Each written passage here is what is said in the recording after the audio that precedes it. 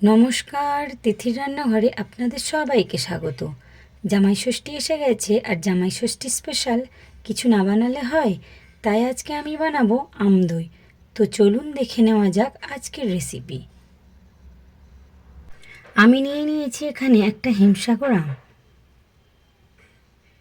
আমটাকে আমি ফার্স্টে কেটে নেব।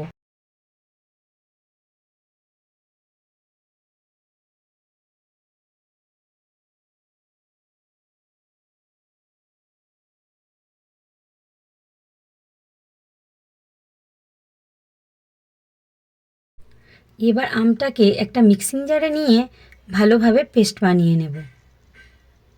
দিয়ে দিলাম 1 চামচ চিনি। পেস্ট বানানো হয়ে গেছে।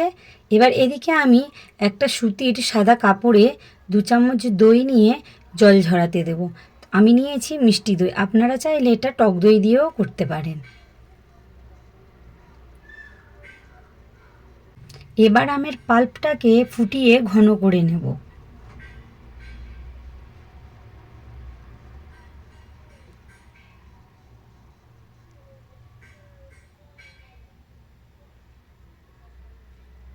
দেখুন একদম ঘন হয়ে গেছে।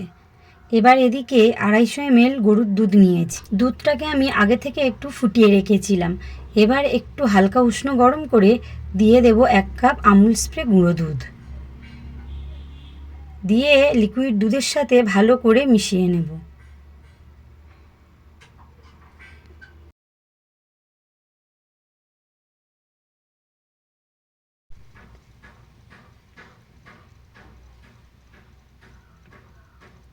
দুধটা ফুটে গেছে। এবার আমি দিয়ে দেব 2 চামচ চিনি। আপনারা যদি টক দই দিয়ে করেন তাহলে আরও 2 চামচ চিনি অ্যাড করে দেবেন। দেখুন দুধটা ঠিক এই রকম ঘন হবে। এবার দিয়ে দেব আমের পাল্প।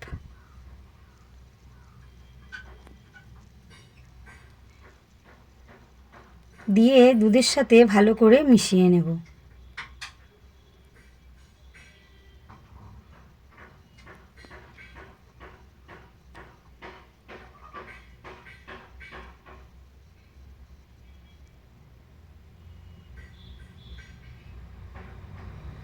যে মিষ্টি দইয়ের জল ঝরতে দিয়েছিলাম তার থেকে এতটা জল বেরিয়েছে।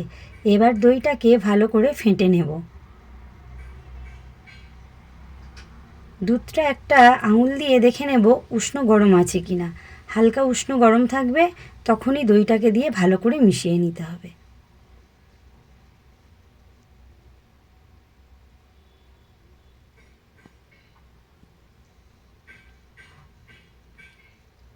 এবারে আমি এখানে মাটির কাপে দইটাকে পাতবো, তাই আমি নিয়ে নিলাম 3টে মাটির কাপ।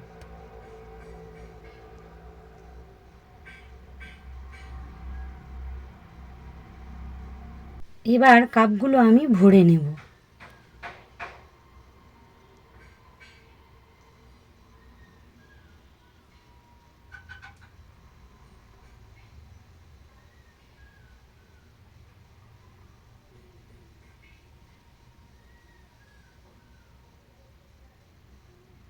এবার একটা চটের বস্তা রেখে তার উপর একটা কাপড় বিছিয়ে দিলাম।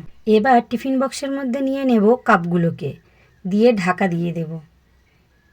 এর উপর থেকে আবারও একটা ভারী কিছু চাপিয়ে দেব, দিয়ে একটা সুতি কাপড় দিয়ে সেটাকে ঢাকা দিয়ে রেখে দেব। এভাবে আমি সারা রাত এটা ঢাকা দিয়ে রেখেছিলাম। এবার খুলে দেখব দইটা কেমন হয়েছে।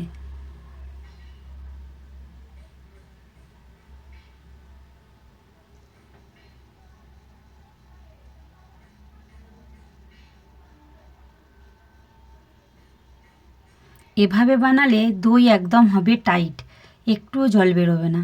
এবার আমি কয়েক টুকরো আম দিয়ে এটাকে সাজিয়ে নেব।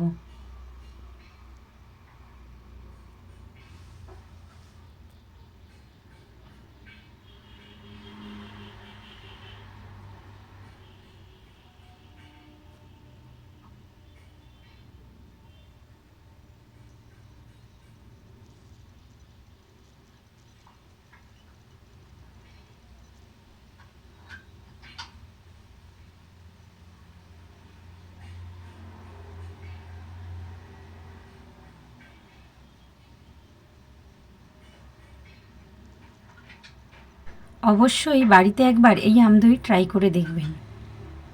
আর আমার রেসিপি যদি ভালো লাগে তাহলে লাইক, কমেন্ট, শেয়ার ও সাবস্ক্রাইব করে দেবেন আর আমার পাশে থাকবেন।